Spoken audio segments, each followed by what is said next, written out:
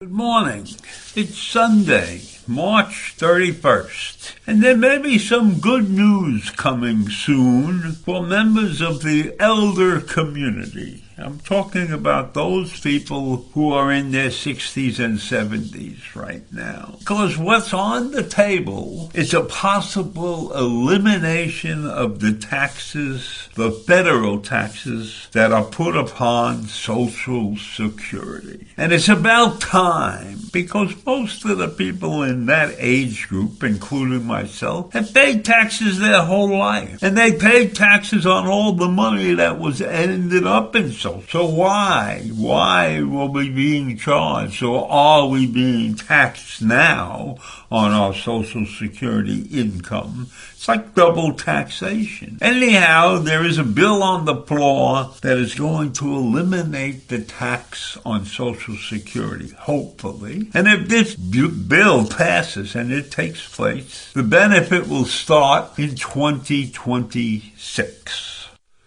So the lawmakers have finally proposed to eliminate tax on Social Security retirement benefits. And this is what that could mean for retirees and workers.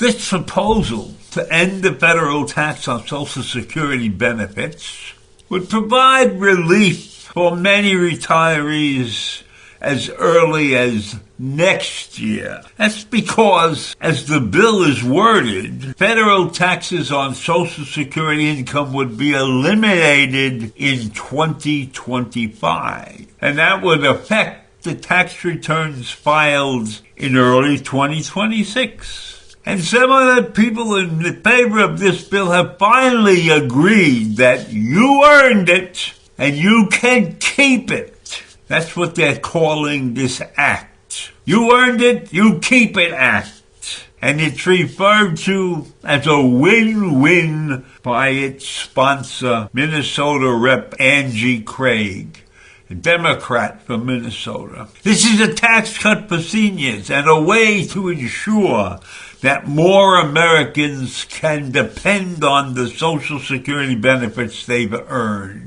Why? Why has it taken so long for somebody to recognize the fact that a tax on Social Security is a form of double jeopardy? But anyhow, Representative Craig has stepped to the plate to do the correct and marvelous thing in my mind.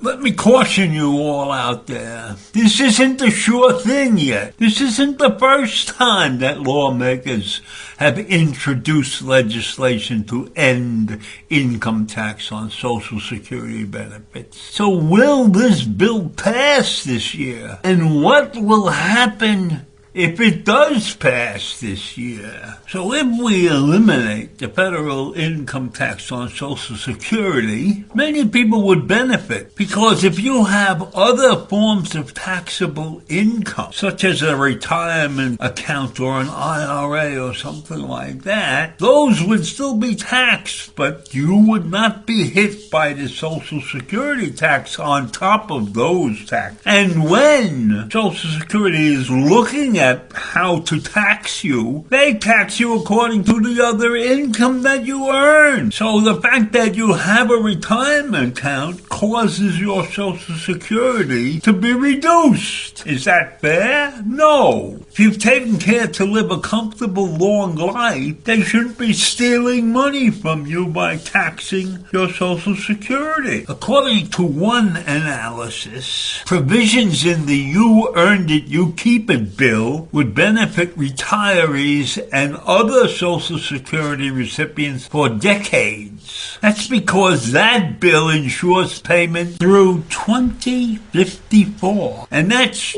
20 years longer than the current projection of Social Security program payments, which they claim will be insolvent by 2034. Now, that's based upon some report from Social Security and the Medicare boards of trustees. But I don't know how they do their calculations. And it's 10 years before 2034 rolls around. So that's plenty of time if the government of this country was prepared to put the time in to adjust everything. If we can't come up with a better plan in 10 years, then quite honestly, in my mind, we suck. In fact, if you do the entire analysis, the country would significantly reduce the federal debt over the next several decades by $9 trillion.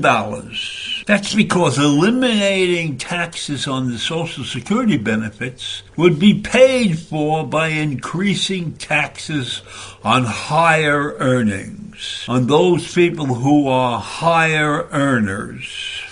Now, I don't necessarily agree with that whole philosophy, but that's what they say. Notice they don't mention anything about exemptions that have been on the books for 100 years ago, when those exemptions for business could be looked at seriously and changed, in addition to some other things. So I don't think it's necessarily fair to tax individuals who have gone ahead and had great careers, and because they have been successful, they are being taxed more. You can increase the taxes on those people a little bit. That's not bad, but you have to go after some other sections of the tax codes in addition to the plan to tax high-income individuals. We have to look closely at all the loopholes that exist in our taxes to the benefit of many corporations.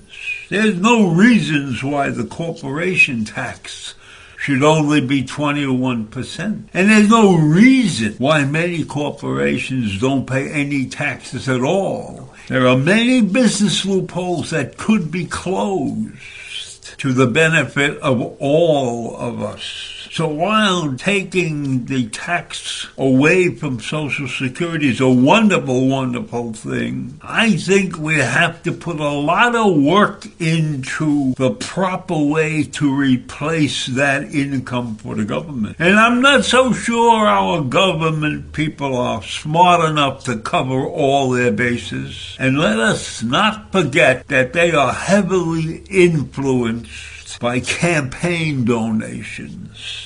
So one of the things we could really do that would help us is eliminate all campaign donations or tax campaign donations up the wazoo. So I'll leave you with that this morning. Have a great day.